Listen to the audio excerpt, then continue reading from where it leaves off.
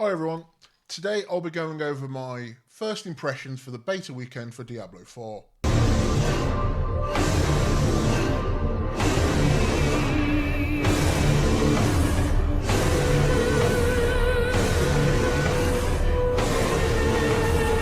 Blessed Mother, save us.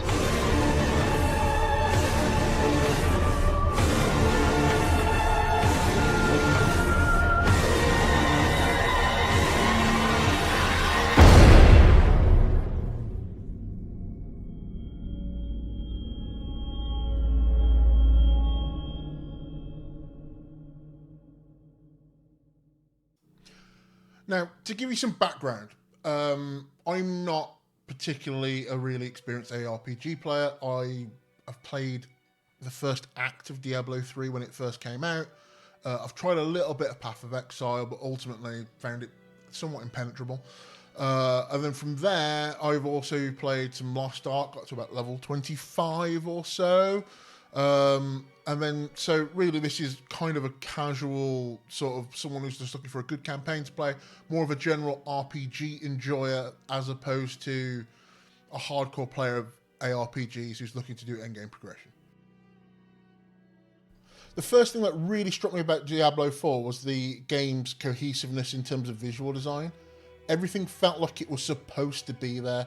Everything felt grounded in the world that it existed within. There was nothing that felt out of place. The voice acting, the writing of the dialogue, everything was delivered expertly. It felt like a very premium product. The UI is visually amazing, though there are some downsides to it, like limited binds. You can only bind 6 skills for some reason. At first I thought that was a concession to console players and controller players, but there are plenty of console games that have more than 6 binds, games like Final Fantasy XIV, as well as I'm sure others. So I'm not sure why we're limited to 6 binds.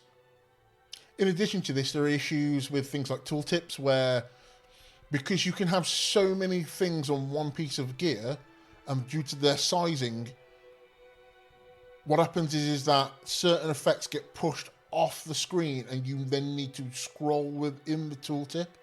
The problem with this is later on in the game you're going to get a ton of loot and having to comb through every item and scroll and go no, scroll, no, scroll, no. It's just going to get infuriating.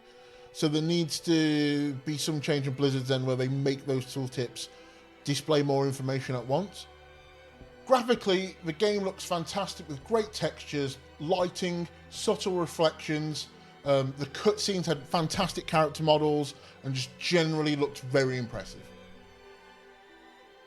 The animation work is fantastic. Enemies react as you'd expect. Fire and big two-handed mace attacks leave bloody, fiery corpses. The ground is damaged. There is just destruction left in your wake. From an animation standpoint, the game is stellar. From a technical standpoint, I did experience some FPS drops, some lag. Now, this was particularly noticeable during any kind of transition. So if you were going from gameplay to a cutscene, or if you were going from inside a town to outside a town, the game would really hitch up and lock up. Not for very long, but for a few seconds, you would have a noticeable stutter. Now, the game is open world, or at least it seems to be on the surface. During the beta, what I did notice was what would happen is you would transition from town, or you would transition from one sort of sub area to another, and you would hit this sort of like force field, almost like that's where they're hiding the load, or that's where they're transitioning you from one shard to another. The problem with that though is as soon as there's any performance issues, the sort of the veil of this one continuous world sort of comes down, and then you notice that there is likely more of a traditional sort of ARPG where you have various zones that you connect through under the hood. Is this going to be an issue after the game's out for X amount of time and peak players drop and there's been patches, etc.? Probably not, but it is something I did notice during the beta. Narratively, the story felt pretty basic. A long forgotten evil, Lilith, has returned, and you, the hero, must vanquish evil. Though during the intro, you are force-fed the petals of Lilith. This sort of gives your character some skin in the game. They need to sort of pursue Lilith for their own sakes, not necessarily just because evil must be killed. Functionally, I don't think it really changes much, at least so far. It does let them have this beautiful sort of rose petal motif that you see here and there, especially when Lilith's involved. And that's probably the main motivator so far. I say this having not finished all of Act 1, as I was more prioritising trying out the different classes. On the following beta weekend, I do intend to, with at least one character, get through all of the first act, just so I can sort of see how that part of the story wraps up. In terms of classes, I played all of the ones that were available in the first beta weekend. So I played Rogue, I played Barbarian, and I played the Sorcerer. My favourite of the three, maybe a little bit controversially, is the Barbarian. It's not the most powerful, it doesn't feel like anyway. But I just really enjoyed the aesthetic. I enjoyed just spamming lunge at things. Though I could see if you're not spec'd into some kind of mobility, class mobility, and having to just chase everything around could get frustrating. The Sorcerer felt definitely way more powerful. And you could clear huge amounts of enemies very quickly, where it would take you a lot longer with the Barbarian. I do have some concerns in regards to longevity. While the dungeons they looked great, they did feel a little bit frustrating. You would have issues like not being able to proceed to the boss until every enemy was killed. And I do mean every enemy. 2 bats by the front door, they gotta go as well. They probably could fix some of that very easily by just having a required kill count that is not exactly 100%. Even just 95% would get rid of that problem. Though I did feel the dungeons were simultaneously dull, but also somewhat annoying. So they weren't nice from a perspective of where you could just plow through them to farm, but they also weren't particularly interesting either. So you would have times where you would need to do something and then you need to backtrack, and then not just once, but backtrack multiple times. While on a first time run it's annoying, but ultimately it's fine. The bosses felt pretty good. The downside to this is going to be if you're farming out a specific item at endgame, and you need to do this every time, you on some cases you're going to end up in a position where you do more just random walking around than you do in combat. You start the game with that amazing cinematic that they announced the game with, and then from there you can then proceed into creating your character and then having the character creation. The character creation it's what I would say is it's basic in terms of its options, but the character that you create is very detailed and has a lot of personality. Now, you're not going to be able to change your character like something like Black Desert Online and have every little tiny slider.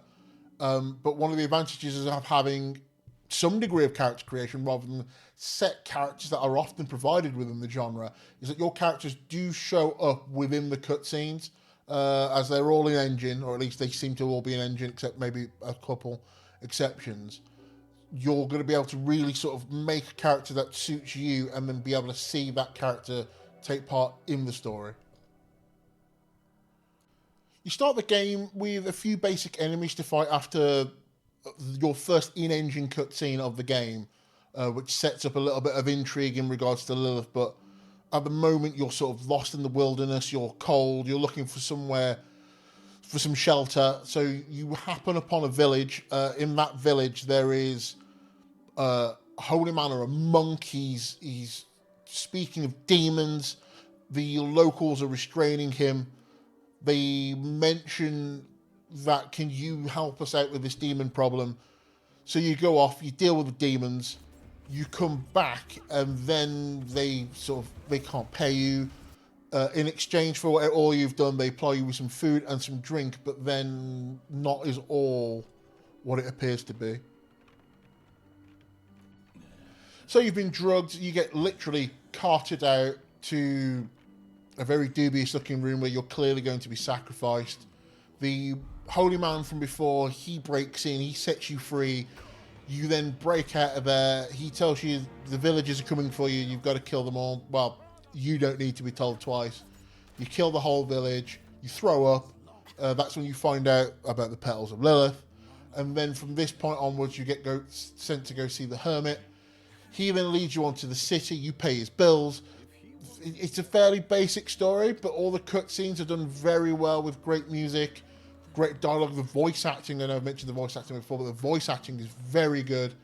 And then from this point, once you're at the city, that's when the game sort of opens up with side quests, where you can either go follow those or you can plow straight through onto the main story. You can do co-op. You'll see other players in the city that you can trade with. Though on the beta, there didn't seem to be a lot of people talking. People probably mostly just getting on with the beta at that point. Though I imagine these big cities will be social hubs when the game comes out. Speaking of social hubs, the game is sort of like an MMO light to an extent. There are things like world events, world bosses. I didn't get a chance to try the world bosses in the first beta weekend, but I did get a chance to try some of the world events where you'll be walking around the open world and there will just be an event. The downside to this, though, they did feel a little repetitive. I got the same ones quite a few times. Would like to see more of a pool of random world events so that you don't just end up doing the same one about 4 times in an hour. So they did get repetitive to the point where I did start to just walk past them. I didn't keep doing them after a while.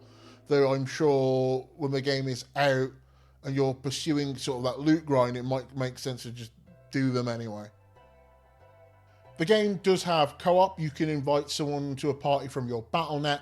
And at that point, provided you've done the sort of early intro quests that I mentioned previously, you're able to play with each other seamlessly. You can go from area to area, from zone to zone. It'll gatekeep the quests a little bit and tell you that, wait, you're going to proceed too far in the quest, so don't, and it'll alert the other person that you're trying to proceed the quest. Dungeons, you just walk in, and then when the other person walks in, they're there as well. The co-op experience, once you were partied up, was very seamless and very enjoyable. Now, there certainly are some negatives. One of them is the pricing structure for the game, where there's going to be a 4-day head start for everyone who basically pays $20 for it. $20, €20, £20. It always seems to be about 20. What that's going to give you access to is 4 days head start and then some extra cosmetics, which you may or may not even want. The downside to this, of course, is, microtransactions sort of literally affecting your access to the game. It's a lot of money for some people, and they're just going to be left out. The game's coming out in early access over a weekend, so you're going to have that first weekend to sit and really play and enjoy the game is going to be paywalled, which is unfortunate. Now, the existence of Diablo Immortal, of course, brings up the question of pay to win. I don't believe the game is going to be pay to win. The director of product for Diablo 4 has explicitly stated that there will be no pay for power. That is the exact wording. Of course, we won't truly know until the game is out, but I feel like it would be a huge misstep, but it doesn't seem like they're against making huge missteps from time to time. At the moment, all I can really do is cross my fingers and hope that I don't want to say have learned from their mistake, but realise that this is a flagship product for PC and console where sort of mobile phone game shenanigans won't necessarily fly. While there may not be any pay to win, there will be some pay to progress, with the Ultimate Edition of the game also having a accelerated track for 20 levels. The exact wording is an accelerated seasonal battle pass unlock in Diablo 4. Includes a premium seasonal battle pass unlock plus 20 tier skips and a cosmetic. So while it's not pay to win, it is, you're going to be getting through that battle pass much quicker with that edition, which may not sit well with some people. I should mention that I also have bought the Ultimate Edition. Broadly speaking, I really enjoyed my time with Diablo 4 in the first beta weekend. It seems like it's a very polished, very high quality product with some technical issues that need to be ironed out before release. So far, I think it's going to shape up to be a solid game, but the questions that still hang about what's going to happen after the campaign and after the initial luster is worn off and you've done all the dungeons and now it's time to either move on or grind for more gear and go through the end game progression. How is that going to be? Is that going to be entertaining? Is that going to hold people? Now, I do intend to try out the next beta weekend and try out the Druid and the Necromancer, as well as finish Act 1 and really sort of get into what I've missed from the first weekend, and to see how repetitive this content is. Actually try and do it again for the fourth and the fifth time for the earlier parts of the game, and see, like, do I play the whole weekend? Do I not? Which I'm sure will be telling. I will come out with a video that has my updated thoughts, having played the 2 extra classes as well as actually gotten through Act 1 on at least one of them, and report back on whether it's still fun.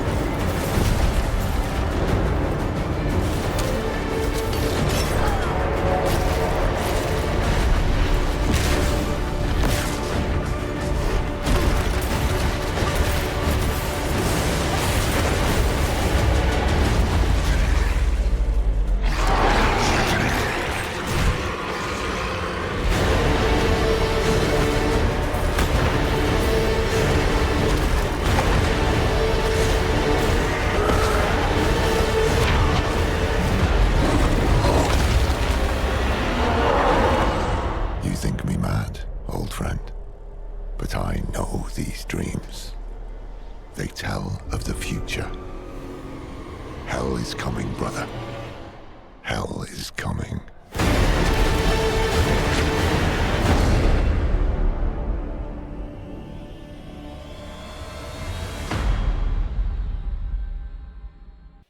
Thanks a lot, guys, for making it this far. I really do appreciate it. If you could drop us a like or a subscribe, or even just a comment down below with some constructive criticism, that'd be fantastic. I will see you again in the next video, likely, which is going to be part 2 of the beta weekend. The next one, we got that coming up to look forward to. I'm interested in trying the Necromancer and the Druid for sure, and I'll see you next time.